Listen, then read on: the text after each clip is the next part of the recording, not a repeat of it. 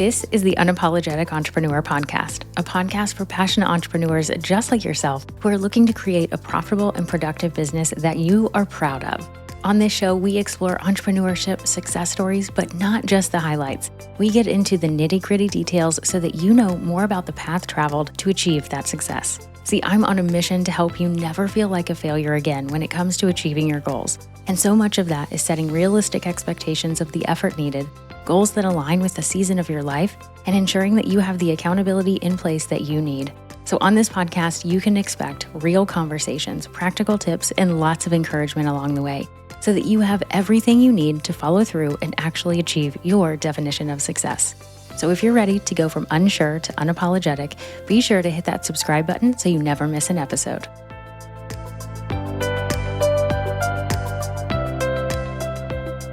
Hello, my friend, and welcome to the Unapologetic Entrepreneur Podcast. I am so glad you're here with me today because I have a very special guest. She has a special place in my heart, and I know she is going to share so many amazing things with you today. But before I hand the mic over to her, thank you so much for joining us. We know that you have so many choices with listening to podcasts and that your time is so very precious. We're actually talking about time today, and so I wanted to acknowledge that I know you are spending your precious time with us. So thank you so much. And now I get to introduce the amazing Laura Davis. And I am so glad she's here today. So I'm going to let her actually introduce herself. But Laura, thank you so much for being here. Yeah, thanks, Amanda. I'm excited to be here. I love it. I feel like it's been one of these things where we connected, who knows, earlier this year. So we're recording this in 2024. I feel like I always need to say that because you never know when someone's going to listen to a podcast episode. And so we're recording this mid-year, and we met earlier this year and just had one of those immediate, things just clicked. And we kept talking, and fast forward, we already have a shared product that people can purchase, which is the Goals Toolkit. And for the first time mentioning this to people, we are hosting an in-person retreat this year, which is so amazing. Yay. So I feel like it's finally time to have you on the podcast. I know. I'm so excited. I'm so excited about all of the things that we're doing together. I love it. And I talk about collaboration over competition all the time. And I think a lot of people could look at us and they know that we don't do the same thing, but we work with the same people. So we work with very ambitious women who are looking to do amazing things in their life and in their business, and they're struggling to get it done. So here I am helping people follow through and helping them as their accountability coach and really setting those realistic goals. And you help people with time management. And I think a lot of people could think, oh my gosh, they do such similar things. How are they doing this together? And I just love that neither one of us approached it like that. Like we both kind of jumped into this friendship, what has now become a friendship of we looked at it as like, oh my gosh, you're so much better at this one thing. Let's combine our gifts and do cool things together. Yeah. I love it. I think that it's like a puzzle piece coming together. It's almost like the two of us are those final two puzzle pieces that just complete the puzzle. And there's that really satisfying feeling. I just think that we complement each other, and accountability and time management are so different. But you need both in order to be successful. Really, to be like a powerhouse, you need accountability and time management. Right. And I found myself like sharing your resources with my clients and all of this. And so that was the thing that was like, yeah, sure, I can tell people how I manage my time, but that doesn't mean it's going to be great for someone else. So before we start talking about time management, could you tell everyone a little bit about yourself? Because I just jumped into how awesome you are and how many things we're doing together, which is cool. But please introduce yourself and let everyone know what you do and how you help people. Yeah, sure. So I'm Laura Davis. I'm a time management strategist for high achieving working moms, whether you are in corporate America or you own your own business or both.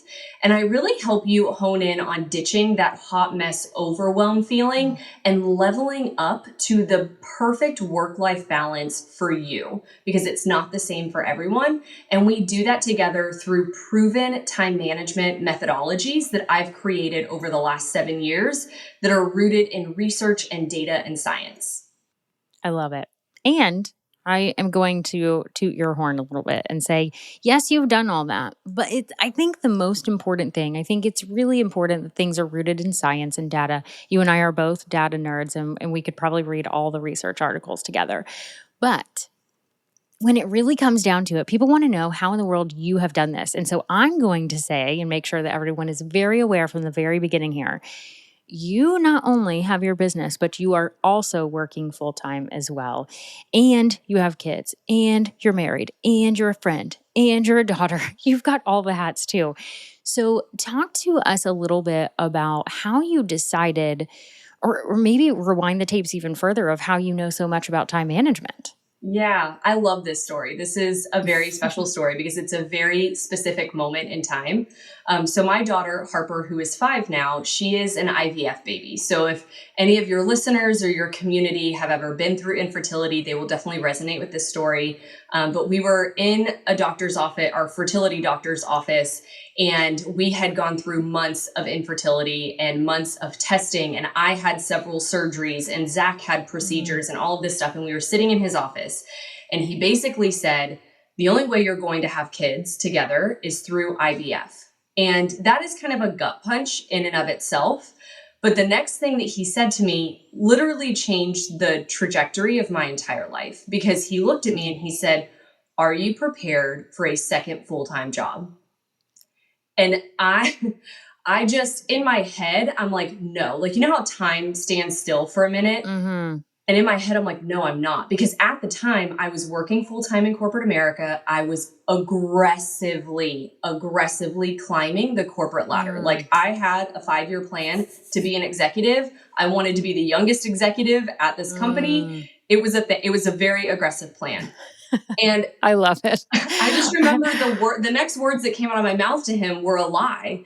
And I said, yes, Mm. I can handle that. Not a problem. And I was Mm. lying. I knew I was lying. And so we left there, and there was not only the emotional toll of finding out that we have to go through IVF, which is very invasive, very Mm. almost traumatic, even though it ended in my daughter and it was a great experience, it's very traumatic to go through that. And so we left there, and I just remember thinking, you know what? I've had my pity party. How Mm. am I going to make this work? And random fun fact, I am a published researcher from college. So I'm in a peer reviewed journal, and I won Researcher of the Year at my college. So I was like, what am I That's really good at? awesome. I'm really good at researching, and I'm really good at reading science and data and figuring things out. So I said, I'm going to dive into the research of time management. I'm going to look at the data Mm. and look at what is proven to work. And I'm going to apply that to my life, because then it's Mm. like kind of, you know, hedging the odds in your favor. Right. Well, funny enough, when I got into the data and the science of it, it was all done by and for men. Right. None of it was tested on women, let alone working moms, because I also have a stepdaughter. So at the time, I was a mom. Mhm. Um, and so I said, you know what, I tried to apply a few things, and I was like, this just doesn't work for my circumstances, which are, if you're a working mom, you have very specific circumstances for your time. So what I started doing is I started tweaking and pivoting Mm. certain things and changing certain things that was rooted in science, but I was adjusting it and customizing it for working moms. And that was 7 years ago. And a few years into that, so at this point, I was pregnant, we were about to give birth, went through a high risk pregnancy, all of that stuff. My coworkers and my friends started to notice, and they were like, "Hey, can you Mm. help us? Like, how are you doing all of this? I really need some help here." Just kind of like unofficially helping people. And then about two Mhm. and a half years ago, my amazing husband and my mom were like, "You really have something here. You've created pretty much a custom framework and methodology for managing time as a working mom. You need to figure out a way to have a business around this." And that is how Time Management Academy was born. I love that story. I did not know that story. So thank you for sharing it. Thank you for taking the time to share that. And I know there's so many people that were just like, yes, I feel that. And now they want to know more about you and all the things. And we'll definitely make sure all the links are in the show notes to all the good stuff. But I think it's so interesting. And every time, so I listen to a lot of podcasts, I read a lot of research as well. And dang it, if I don't hear that phrase all the time of it, like all the research is done for men in the working world or men in medical stuff or whatever. Like it's like so new that they're like, oh, there's a whole other group of people we should probably be studying too. But I love that you didn't let that stop you of like, well, there's nothing here for me. And instead you looked at it and you tweaked and now you have your own. And I'm excited about all of the things that are coming for you because your husband and your mom were right. That it is amazing and now you get to help so many people, which is great. So I definitely want to hear some of your time management tips and I know that's what people want to hear. So I want to make sure we leave some time for that. But really quickly, you and I talked about something, and we've talked about this several times because I run into it with people that work with me, and you run into it with people that work with you. And it's this feeling, the word that has been used on my side of the camp for most people say, I was really judging myself, Amanda, for needing support as I'm trying to hit this goal.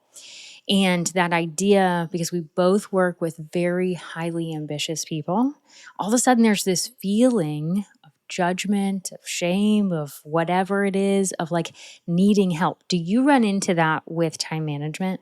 Yes, 100%. And you are right on the money with it, that there is this feeling that I should know how to do this. Mm, It's that should word. yeah. And it definitely can manifest in shame. It can manifest in pressure that we put on ourselves because we feel like we should know how to do it, right? Like everybody has the same 24 hours, Oh, which that's a whole other soapbox that I will not step onto right now. But when you feel that way and you see other people who are able to accomplish big things, and hmm, recently in on Instagram, one of the big things is like, oh, Taylor Swift can go, produce a whole record while she's mm, on a global tour, and I can't even put up my laundry. And it's mm, like, though you're not even comparing apples and apples, because what you're not putting into that right. equation is the team of 55 people who are Hmm. making all of that happen for Taylor Swift, where all she has to Hmm. do is worry about producing music. Like, she gets to be in her zone of genius. But anyway, I think it is all rooted in the fact that, and this is so important. So, like, if anybody takes anything away from this podcast, it should be what I'm about to say. And that is that managing your time is a learned skill. Mm. Absolutely no one on this earth is born knowing how to manage their time effectively. You have to learn. I'm just having a long pause here because I want everyone to take that in because you're right. I mean, when you say those words, it's like, of course, like who would be born with that? But we are consuming so much content that makes us feel like we should, like you said. So knowing that fact, reminding yourself of that fact, it's like, gosh, it's okay. And in my opinion, I'm not the time management expert, so I'd love to hear your thoughts on this. I feel like there are seasons of my life where I am like, hashtag nailing it. I am doing great with my time management. And then there's other times that it is not even close to being on point. So I feel like there's seasons and things have to change. And anytime I go through something different, different seasons of the literal year or my life, I feel like things have to change anyway. So it's not like a one and done thing, right? Correct. Yes. So with my clients that I work with, I encourage them to update their system for managing their time on a quarterly basis. Because to Hmm. your point, it does, we can use seasons as the best analogy, but it does change with the seasons. So from a mom's perspective, this is a really good analogy. August and the fall is back to school time. The way you manage your time during back to school season is drastically different than the way you manage your time in the summer versus the Hmm. way you manage your time over the holidays versus the way you manage your time in the new year. And so there's Hmm. really that quarterly cadence of different phases of your life where you have to manage your time in a different way. And that's also Right. why, like you were saying earlier, what works for you isn't going to work for Mm-hmm. me. And what works for me might not work for Amanda. And what works for Mm-hmm. Amanda might not work for Susie Q. Mm-hmm. There's no template for managing your time. It really is a skill that you have to learn and continue to practice over time. Mm. I love that you bring this to the table first of like, we have to get our mind right with this because I think to the point of like, we'll feel that judgment of I should be able to do this, but no one's born with it. And then it's like, oh, shoot, I thought I had it figured out.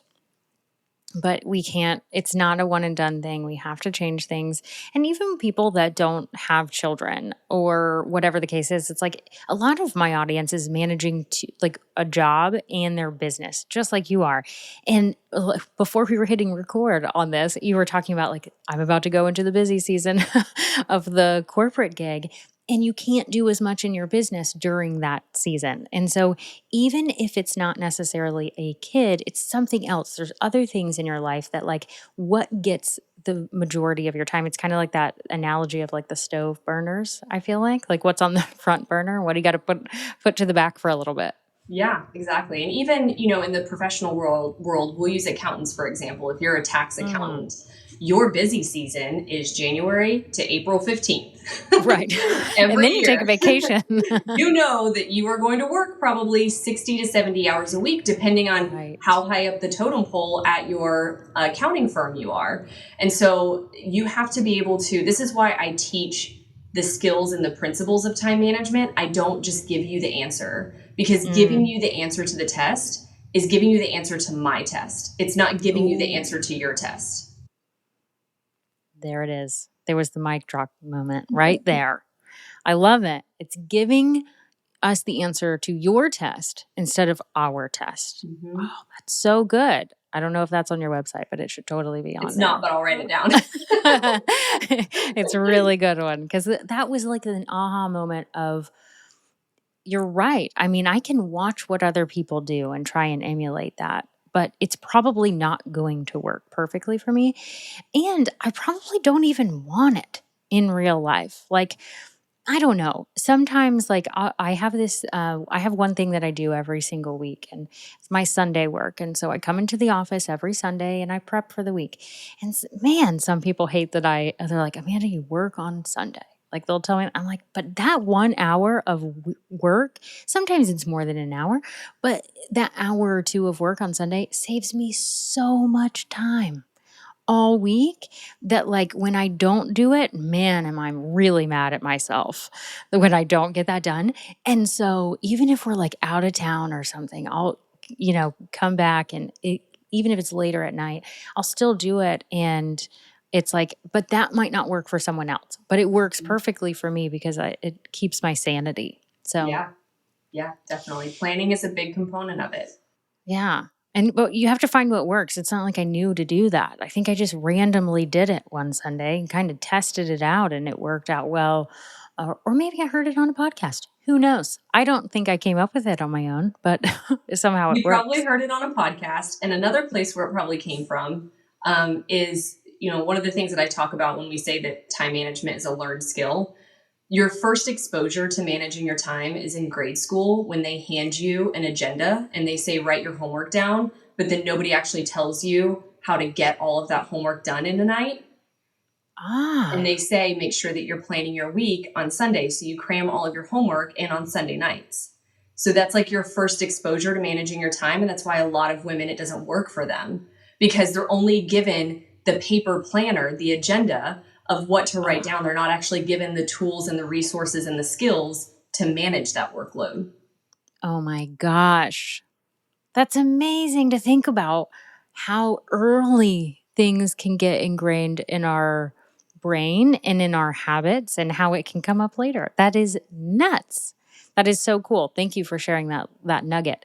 So, I know people are just itching to hear some time management tips, strategies. I know they want the template, but you can't give them the template. But what are some things that kind of some first things that people can do if they feel like that hot mess that you described at the beginning of like nothing is working, I don't have enough time in the day, like if you find yourself saying that, what can that person do?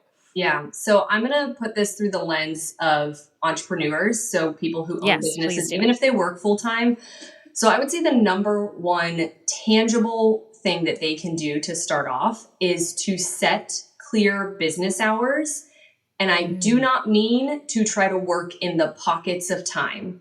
So there has been Mm. a huge, over the last like 7 years, I'll say there's been a huge marketing push in the online business world, marketed towards women of you can build a business in the pockets of time. And that is the biggest lie that we have ever been sold. Whoever tells Ooh. you that is selling you snake oil. You cannot build a business in the pockets of time.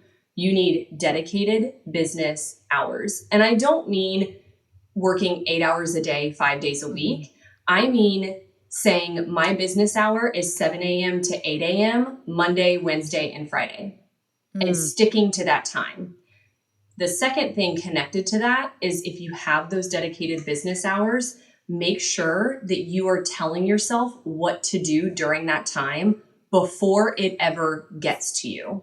So a lot of people will say, okay, my business hours are 7 to 8 a.m., Monday, Wednesday, and Friday. They'll wake up Monday morning, they'll go sit at their desk at 7 a.m. and they're like, oh, Mm. shoot, okay, let me figure out what I need to work on. Like, what do I need to write content for the week? Should I send an email? And they spend so much time making decisions that then their brain is exhausted from making decisions that it gets to 7:45 and they haven't actually done anything yet. Mm. I feel like all this time, though, that's what I help people do is decide what to do. Mm-hmm. And like I wish I would have had you from the beginning of my business helping all these people decide on when to do it Yep. first. And because that is the hardest part is the deciding. Yes. It's I'm not saying it's not hard to deal with time. I get it. I have the freedom. I have more freedom in my day, but I create problems with my own time, Mm-hmm. even though I'm not working another job, right? Um, but it's that deciding what to do with it, which is really an interesting thing. So I love that that is baked into it. So it's deciding on your working hours, which, man, I hope everyone heard that in terms of like that pockets of time. Yeah. And really, really sit and think about that. Like if you're Hmm. listening to this and that kind of triggers you a little bit, Oh, sit and yeah. think about that for a while of why that's triggering you and really think Mm. about, my primary audience is moms. It's who I relate to the most. So I'll just Hmm. use this as an example. But if you are trying to answer client messages while your daughter is trying to show you a picture that she drew for you and you're not paying attention to Mm. her, you are not building an effective business. Because for most of us, Mm. the reason that we have decided to start a business is because we want that freedom, whether it's time freedom, money freedom, schedule freedom, thought freedom, expression freedom, whatever the freedom is. And so if you are not deliberately putting the structure in place to have that type of business, I would argue that you're actually failing regardless of how much money you're making. Mm. That is fantastic to say. That is fantastic because I'm thinking like you are on the right podcast is all I have to say. Is you are you are speaking to my people and they are so happy you're here. Because so many people that listen to this podcast that I've worked with say like, "Amanda, I don't want to pick one thing to work on." That's when I have them pick a goal, right? Like that's a real hard wall I get up against all the time. And business hours is another one. Mhm. When are you going to work on this? How many hours do you have? That sort of thing. And I wish that I have always had the language that you just shared, which is if you don't have the structure, you're not going to build a successful business. And that's just the fact of the matter. You can be multi passionate, you can be spontaneous, you can do all these other things. Because that's what I run into with my audience so much because they are so creative and they want to do it all. And I know I'm talking to your audience too. And it's like, and so there's this push of like, well, if I pick 7 to 8 a.m., then what? Like they'll feel like, what if I don't feel like doing it? I had for quite a while, I haven't heard this in a while, of people saying, well, I've had that hour, but I didn't feel like writing that email. Mhm. And my answer is always, there's a lot of things I don't feel like I want to do, and I still move forward with them. I'm not saying we always have to do that, because that ends up in the hustle and the grind, and that's not what we're doing. But the consistency and discipline is the part that I think we need to win with that structure. What are your thoughts on that? Yeah, so one of my like core principles of Time Management Academy is that structure equals flexibility. So Oh, I love structure that. creates I've heard you say flexibility. that. I should have remembered that. And the what I mean by that too, just for clarification, is that when you manage your time really well, when you have that system in place and you have that structure in place, if there are times that you truly do not feel like doing what that thing is, I'll give you a prime Mhm. example. This morning, I usually work out Monday, Wednesdays, and Fridays. I only got like 5 hours of sleep last night. Mm. It would not have been productive for me to work out this morning. But Mhm. because I have the structure in place of knowing that, it's really easy for me to pivot on a dime and find a Mm. new time to get that workout in without spiraling into the shame cycle of Mhm. saying, well, if I didn't do it on Wednesday when I'm supposed to, then I just shouldn't do it at all. And then I'm going to go binge 15 chocolate chip cookies. And then you just end up in this shame spiral, right? Mhm. But if you have the structure in place, you're able to pivot in a really healthy Mhm. way that feels really good. And you still get those things accomplished that you want to get accomplished. Right. I love that. I think I learned this by accident, which a lot of people talk about now. But when I first started my business, I wasn't in it enough to hear it. And I did it by accident. And it was in creating content. And the thing I'm talking about, some people love it, some people hate it, is batching content. And I did it basically by accident and circumstance, happenstance, whatever it was, of like, I was able to write a few blogs at a time or whatever. And then we had a crisis in our family, and I was so thankful that I had a few things written. And ever since then, and that was year one of my business, ever since then, I batch my content like a champ. And the flexibility that it gives me is unbelievable, because there's a lot of times I don't feel like recording a podcast episode, a lot. But because I'm a month ahead, and I have that flexibility, I don't have to record it if I really, really don't feel like it. So that's another example of someone's feeling like, that structure, but because I do it in a structured way that gives me the flexibility when I don't feel good or Yeah. whatever. Yep. Yeah. I mean, and that, this could be a whole other podcast topic, but when we were talking about seasons, there's also the seasons of your cycle and your monthly cycle as a woman. Yes. And that definitely affects your productivity and how you manage time. And when you get in tune with that, you're able to then, so you're in tune with your cycle, you have the structure of your schedule, you're Mhm. able to flex and pivot based on where you're at in your cycle. So, like, I know Mhm. that there are certain times of the month that I should not be creating content. I need to kind of go in like just Mhm. maintenance mode for social media.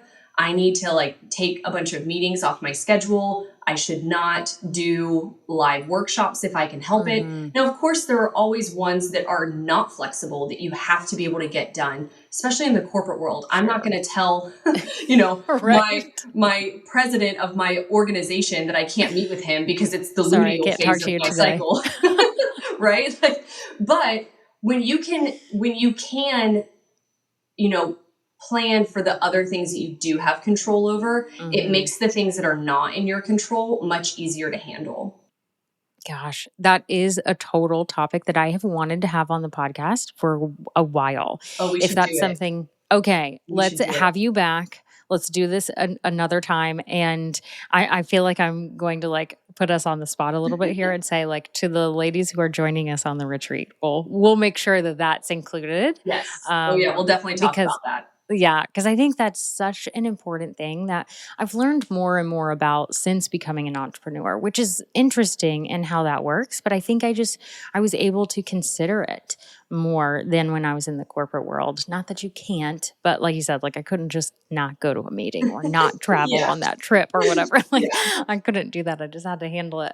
So I'm definitely learning. So I'll put that on the podcast plan for sure. Yeah. Let's do it. So okay, so the first thing, like if someone's feeling just really overwhelmed, I want to go back to that next step of really identifying the business hours and what you're going to do in those business hours. Is there anything else you'd like to add for that person who's just feeling really overwhelmed? Yes. So the flip side of that, so you have the business hours in place, you are deciding what you're going to do in that business hour. The flip side of that is that you also need to have dedicated time to connect with your family. So again, I'm kind of speaking to that mom side of things, but this is where the work-life balance comes in. If you do not intentionally connect with your family, whether you have kids or not, you're missing out on a huge productivity booster, because connecting in that interpersonal connection and that intimate connection with people boosts your productivity. If you don't get that for a while, like I always like to think that I know when I haven't hugged my husband for a while, because he starts to annoy me a lot faster. And I'm like, we just need to have that like connection Yeah. for a few minutes. I need to hug you because I've been so busy that I haven't been able to hug you. And it's the same thing like with your kids. And it doesn't have to be something extravagant. So another example from my life is yesterday. This is a really busy week for me. So yesterday I made a very intentional decision. Instead of, I could have easily like gone through a drive-through and gotten Harper and I Chick-fil-A or McDonald's or something. Instead of that, I said, no, we are going to cook dinner together. And it was great. We were able to connect and have conversation. And that re-energized me for when I did have to work today. But if you're not getting that connection, you're not able to be as productive as you want to be. So both are really important. That's so important. And everyone listening to this podcast, everyone, every single one of them are like, that's why I wanted to start this business. And it's so easy to forget that piece. So know your business hours, know what you're going to do in those business hours, my friends, and don't forget about connecting with people. For me, one of the things, I mean, obviously, I love to hug Michael, and I totally agree. I can see how that would happen. If like, I need to hug him when I'm getting annoyed. I'll really remember you the next time that happens. But also, I have realized I've started to notice over the last few years. I've been taking notes of like when I feel really abundant and joyful, when I can have like very present time with my friends. I am built up for another week or a month. I mean, it just fills me up to the brim. It doesn't have to be 13 hours of presence, it can be 30 minutes, but my phone is not near me. I am making eye contact with him. I am having that lunch with him. I am drinking that coffee and whatever. And I love it. And so for me, I've realized that putting the lunch on my calendar is so important. And I was bad about not doing it for a really long time because it took up part of my day. Mm-hmm. Yep. And, you know, I also just want to tell people who are listening to this that just heard that and they're like, well, I shouldn't have to schedule in connection and fun. Yeah. I shouldn't have to do that. And I just want to say like that should word, right? Mm-hmm. Release that guilt. Just, Mm-hmm. it's going to take practice. It's going to take time to release it, but just release that guilt, that should feeling, that pressure, Mm-hmm. because the older you get, the more complex your life is. And so you can't expect to manage your time in such a simple way like you did in college. In college, we had to worry about being to class on time and being to a party on time and maybe Right. being to work on time if we worked. That was really it. We're adults now. Like it is such a complex environment to manage your time in.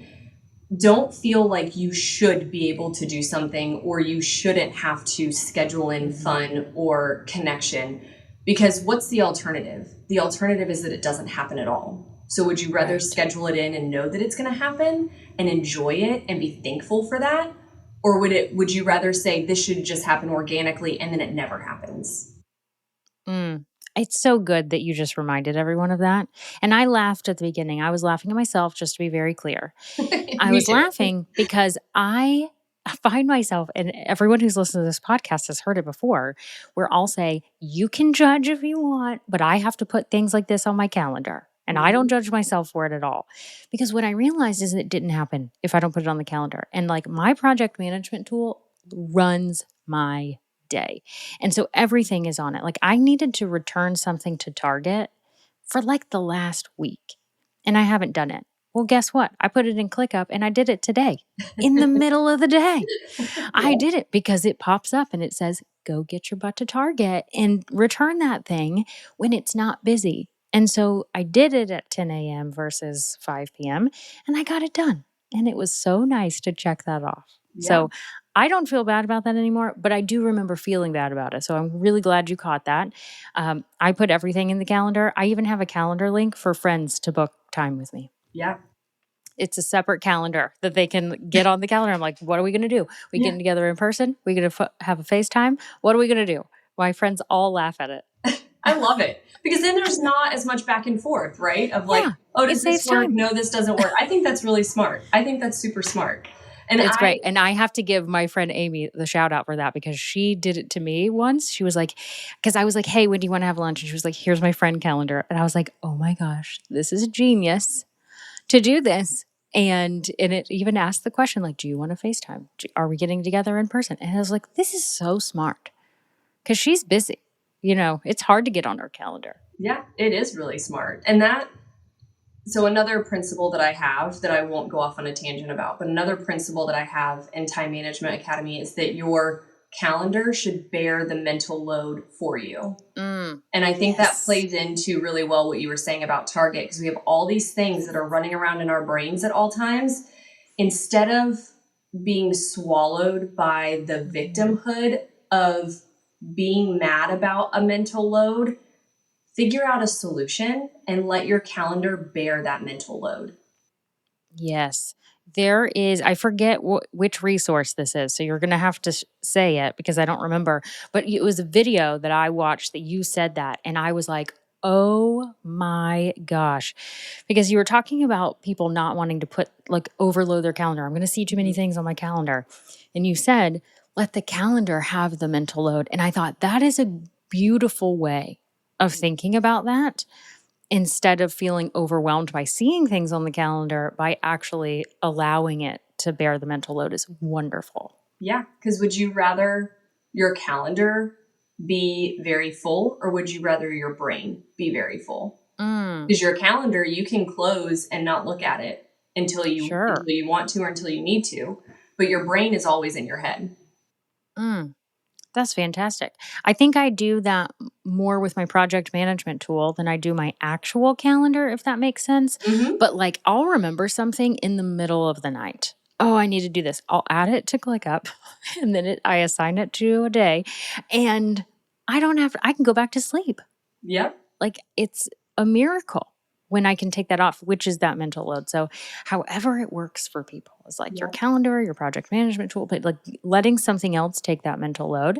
I feel like it's kind of like having an assistant. It is. Yep. That's another thing that I say all the time is if your time management system is not a virtual assistant in your pocket, Ah. you're not doing it right. Ooh. Oh my gosh. This is so good, Laura. You have so many great things. So I Thanks. want to I want to let you, tell everyone where they can find out more about you. But I've said this now twice, and I feel like I should loop back around into this. You and I are hosting an in-person retreat. This is very Yes. exciting. This is our I'm so first excited. one. I love it. I love that we're doing this together. By the time that this comes out, we have already invited people. I'm not sure if there will be spots left or not, but I do want to invite anyone listening who is interested. We will be hosting this in November in St. Augustine, Florida, November 8th through the 10th of 2024, and we will be doing business planning for 2025. in a super fun way. And obviously talking about, yes, the business goals, but really that time management. You're going to help people with the schedule and all of that. So if anyone is interested, please reach out and send me an email, amanda@amandamckinney.com, and tell me you're interested in the retreat. If the spots are filled, we will have another option for you, and we will have some resources for you. If the spots are not filled, we will send you all the details and let you know more about it. But the cat's out of the bag I'm now. so excited. And it's, one way for people to look at it is kind of like a getaway to get it done kind of thing. Because if you're a Yes. business owner, yearly planning can feel daunting because you're like, I also have the holidays and I have to deal with my kids and I can't just, lock myself away in my office for 8 hours a day to try to plan out my year. Right. That's not fun to do by myself. So this is really like a come to Florida, come to the Mm-hmm. beach. We're staying in a gorgeous beach house right It's on the so cute. ocean. Come be inspired by this environment. Come learn from two experts who are going to teach you not only the time management side of things and the strategic planning, but also the accountability. And one thing that you didn't mention yet that I think is really important is that after the retreat, you're also going to get the built-in support through Q1. So through March, you are going to get built-in support to make sure that everything that you planned at this retreat is coming to life. Mm-hmm. I'm so excited. I'm so Like excited. when you and I thought about this, of like, we've both wanted to do this. And I was so thankful that you were on board with the support for 3 months because it's so important to me, Yeah. right? I've learned every bit of my business of like, gosh, I really work in 90-day cycles with people. I see the most progress with people. I can really help them navigate things. And so that was really important to me. And you were so on board with having that. So like people get access to both of us for 3 months. It's not just me. I'm doing the heavy lifting on the accountability, tracking and things, but you're there too. Yep. And I just love that. So, this retreat is going to be amazing. It's the first of many, I have no doubt. But I hope that people reach out and let us know because I would love to talk to whomever. I'll be fielding all the questions just so nothing gets lost. We're directing everything to me. So reach out, amanda@amandamckinney.com, and I will get back to you. But enough about that. Laura, tell everyone where they can find more out about you and connect with you and all the good stuff. Yeah, so the best first step that anybody can take working with me is to sign up for my free 5-day Master Your Work Week challenge. You can get that at thelauraddavis.com/work week. And this is a no fluff 5-day training, less than 20 minutes a day, but you are going to be able to learn and get a taste of that framework that I mentioned for managing your time and your calendar. And it's really going to give you a sneak peek of everything that I've kind of talked about today, of letting your calendar bear your mental load, letting, your time management system be that virtual assistant in your pocket. You're going to get a taste of that in less than 20 minutes a day for 5 days in the Master Your Work Week challenge. And outside of that, I love connecting with people on Instagram. So come find me. It's my Instagram handle is its.laura.davis. Come connect with me. Come send me a message. I'm in my DMs all the time. And there's also a ton of resources on my Instagram too to learn more about time management and productivity and little tips and tricks there. So good. That work week challenge is so good. That's where I learned about the mental load. Yes. I'm remembering it now. Yes. And I don't know if it's always going to be the same, but when I took it, it was really cool because I had the opportunity. It just happened that I signed up on a day where I had the opportunity to go through all of it in one sitting. And it was possible to do that, which was really cool. Like it could drip out if you did it one day at a time and did it over a few days, but I did it all in one and took those steps and followed you along. And it was so doable. So thank you for putting such structure to this and making it easy to learn, because during a conversation like this, we're kind of all over the place. In that structure of the challenge, it really walks everyone through it. So I highly recommend people go and download that or get access to that. And I'll make sure all the links are in the show notes for sure. Thank you. Yes. Well, thank you, Laura, for being here today. I can't wait to have you back. We're going to talk about cycles and doing amazing things with our productivity. Yes. But until next time, my dear friends, it is time to give yourself permission to be better with your time management and be okay with it. Be okay with the fact that you need support with this, that we're not born with this, lessons, and be okay, let go of the judgment, and just move forward with this season and being better with your time. So until next time, I'll see you soon. Thank you for listening to this episode. If you found it helpful or inspiring, be sure to share it with someone else who could use it too. Sharing is caring, but it's also a huge boost to your accountability. Sharing this message and then talking about it will ensure that you actually take the action that was mentioned in this episode. Hello, accountability. There's nothing better than the feeling of actually following through, and I want that for you. So screenshot it, share it, and if you share it on Instagram, be sure to tag me at the Amanda McKinney too. Until next time.